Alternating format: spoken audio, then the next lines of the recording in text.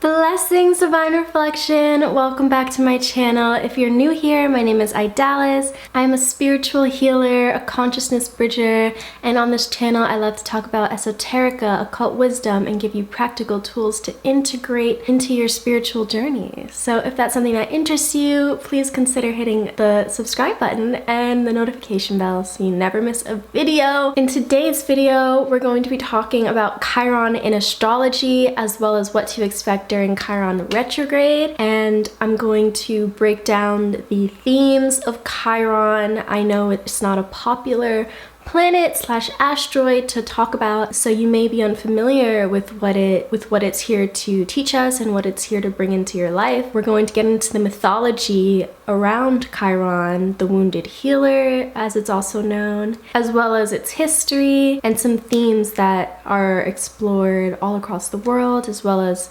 the meaning behind Chiron as the centaur in astrology. I'm going to break it down so it's easy to understand, and by the end of this video you will have the knowledge of Chiron and its retrograde. So stay tuned and I will see you in the video. Mwah!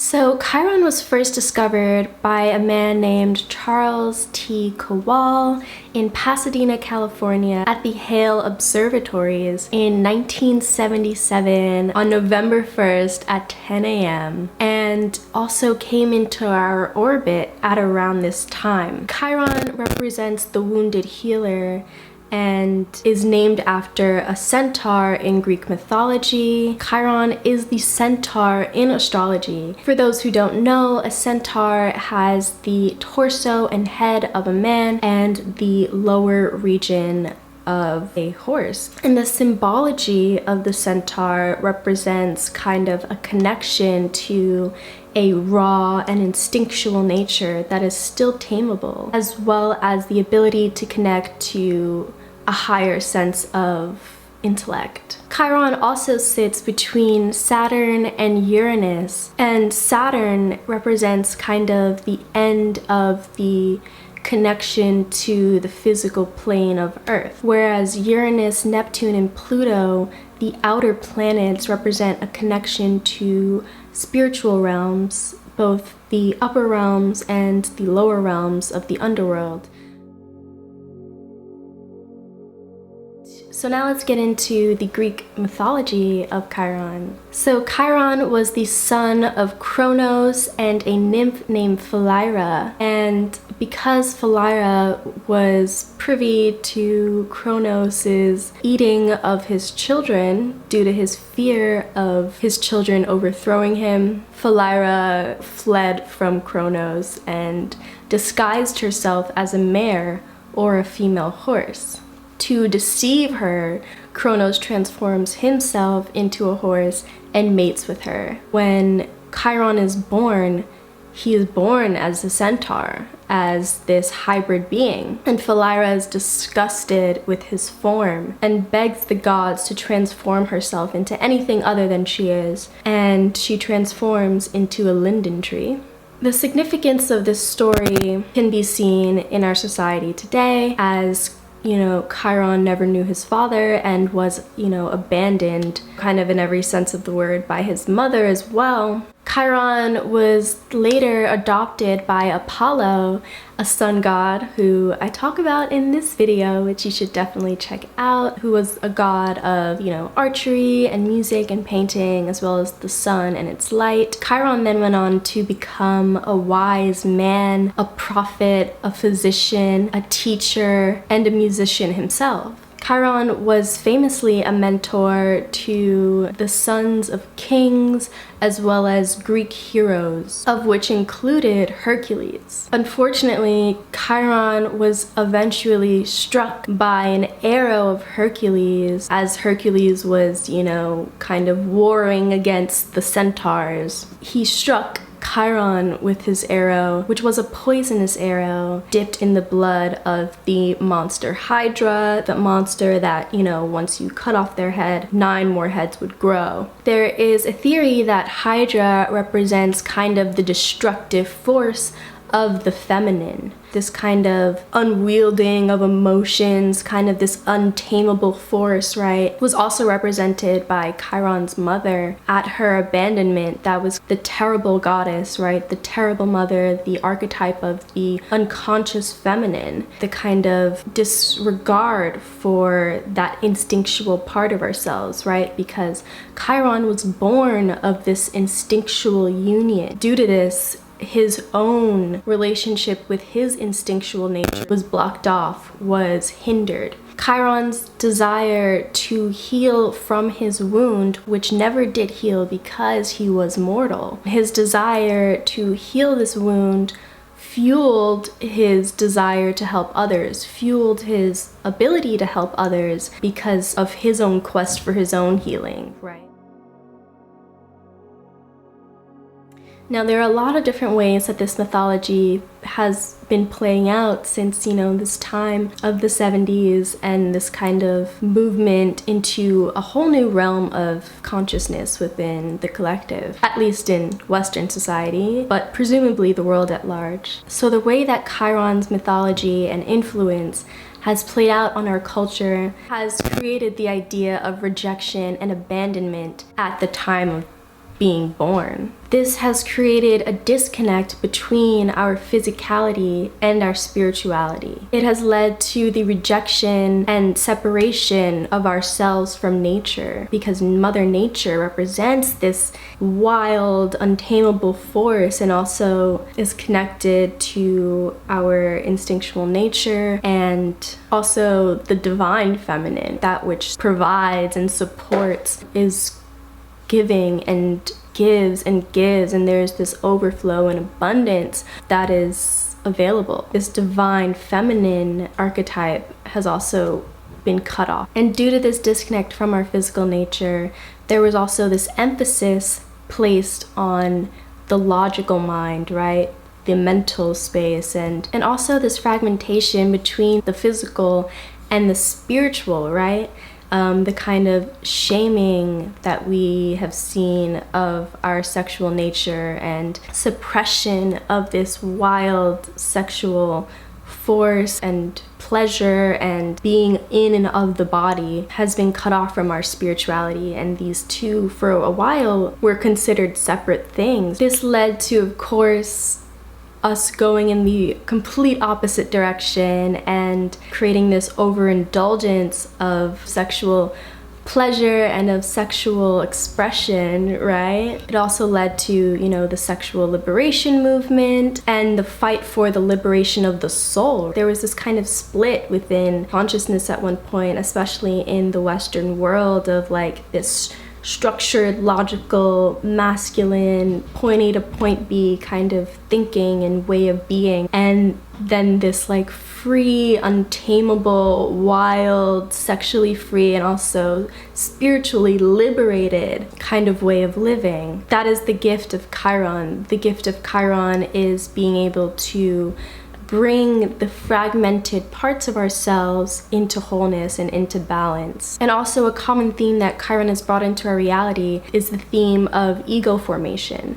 When one is rejected and abandoned at birth, we become shameful of ourselves, right? We feel as though perhaps we are not worthy of having been born in the first place. So the formation of the ego is hindered, but that abandonment and the kind of lack of direction of who to be is then left up to us. We are left to develop and create ourselves, because the ego is then left up to the imagination and the possibilities are open, rather than someone telling us who we are, who we should be, and how we should act. And can obviously sway one of two ways. We can kind of fall into the trappings of the unconscious feelings. That kind of untamed force within us can become darker and fester and kind of grow and consume us. Or we can build ourselves up, we can create a new reality for ourselves and use our innate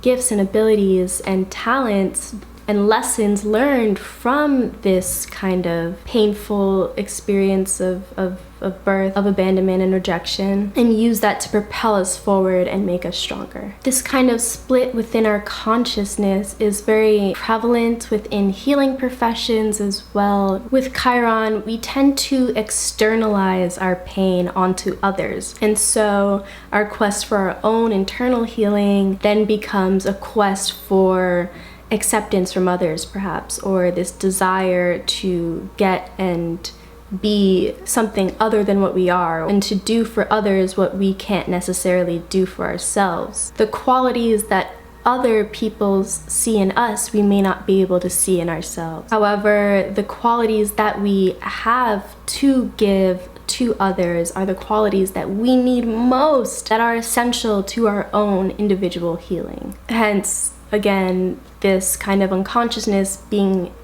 led to our own destruction, or, you know, we eventually emerge and come out of this unconsciousness into a conscious state of being and are able to also aid ourselves and use our gifts to also heal our own psyche and traumas.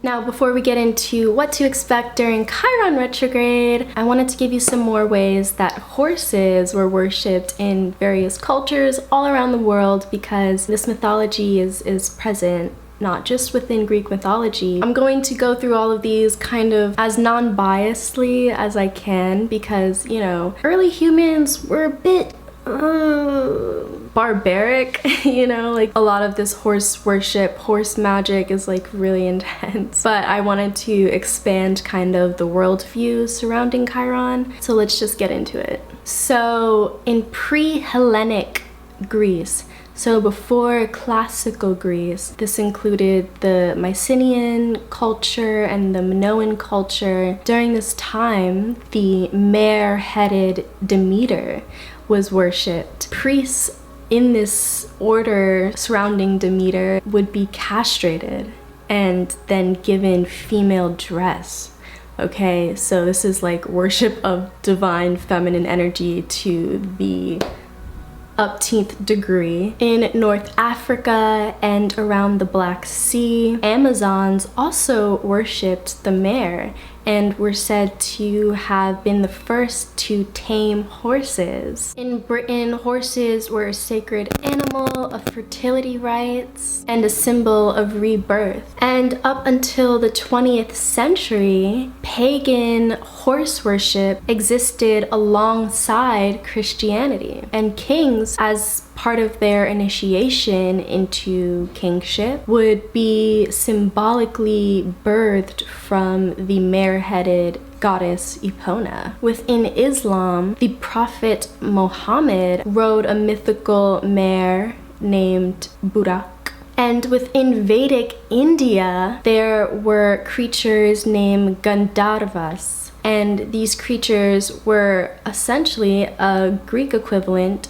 to centaurs. It was said that Gandharvas arose out of the castration of a horse, which would then be buried and given to Mother Earth. So the bloodletting would ensure this rich harvest. Gandharvas were powerful wizards who were skilled at music and dance and were also healers. And lastly, in Norse mythology, the horse was associated with the world ash tree, or the world tree, or the tree of life, called Yggdrasil. Drasil actually meant horse, or gallows tree. Ygr was Odin's name as the Lord of Death. It is famously understood that Odin hung and bled from this tree for 9 days in order to obtain wisdom. He also gouged out one of his eyes. It was a lot. Odin was a lot, but that's beside the point. Odin also rode an 8-legged mythological horse, and his Valkyrie, which were essentially his like battle maidens, also appeared on horseback. By the way, my source for all of this knowledge is this book right here, which I highly recommend. It goes so in depth. If you want to learn more about Chiron, I highly recommend it. Now here's everything you need to know about Chiron retrograde and what to expect during this transit. So during Chiron retrograde, we will be faced with wounds that need to be witnessed for our eventual healing. Okay, there are things that are going to be brought up to the surface that long to be integrated, and this might require shadow work.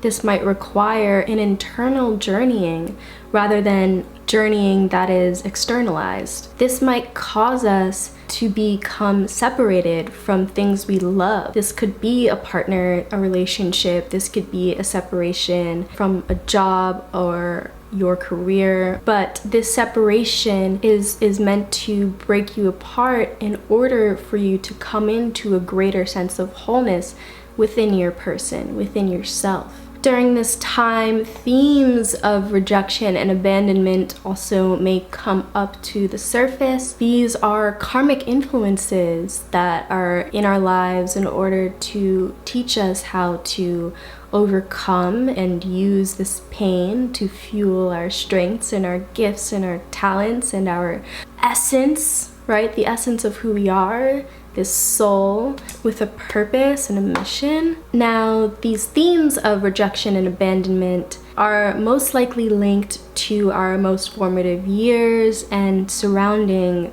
birth. Perhaps even doing some inner child work could be really beneficial during this time, and looking at issues that were caused around this time in your life. Now, there also might be themes of restriction surrounding our self-expression, so how we express our identity might become limited in some capacity, both physically, right, and the external way we express ourselves. There also may be limitations on the way we express our connection to the divine. It is important to set boundaries during this time with people who are not allowing you to embody yourself at your most full potential, and to cut yourself off from perhaps people who don't share your belief system, who are closed-minded and aren't accepting of the way you choose to live your life and connect to the divine. Now, there's also a connection of Chiron to the feminine, right? And it's very strong and is prominent within his mythology. So healing the feminine during Chiron retrograde also may show up for you depending on where Chiron falls in your birth chart. If you would like a birth chart reading, click the link in my bio, email me, shoot me an email, and I can give you a full breakdown of your chart, including Chiron.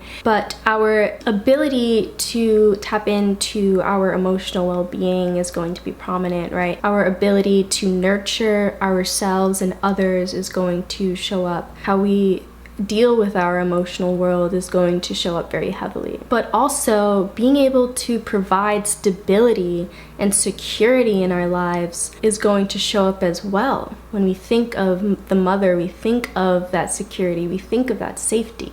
And also being able to tap into our instinctual nature, wounding surrounding this kind of wild and untamable force that is, inherent to our nature as beings, as human beings, is going to show up as well. So inviting perhaps also divine feminine archetypes into your reality and into your space and into the way you connect to the divine as well might also be a very healing experience for you. And lastly, access to our gifts and our talents and our innate ability to serve and be of service to humanity and to a larger cause might be difficult during this time. It might be harder to tap into this part of ourselves. However, we will emerge from this retrograde with a deeper connection to ourselves, with a deeper consciousness of our gifts and our talents, and eventually, hopefully, be able to give these gifts to ourselves. Amazing! Thank you so much for tuning in to today's video. I hope that you have retained all the knowledge you were meant to. If you are watching this in 2022, the dates for Chiron retrograde will be down below. Again, links in the description are available if you would like an astrology reading from yours truly and you want to see perhaps how Chiron retrograde is playing out in your chart. I'm here for you, darling. Don't forget to like and comment down below how you are perhaps going through Chiron retrograde or the significance of Chiron in your life. Subscribe and share this video with anyone who you think might need it. I love you so much. Mwah! I will see you next week.